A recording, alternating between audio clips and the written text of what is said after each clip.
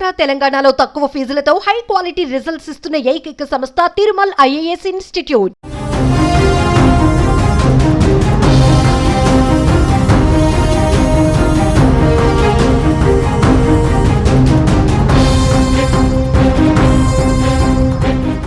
అనంతపురం జిల్లా రాప్తాడు నియోజకవర్గంలో హైటెన్షన్ వాతావరణం అయితే కొనసాగుతోంది.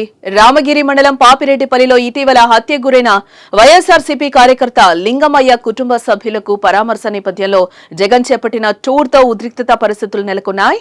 ఇప్పటికే రామలింగయ్య హత్యతో స్థానికంగా వైసీపీ టీడీపీ మధ్య నివురుగప్పిన అగ్గిలా పరిస్థితి ఉంది.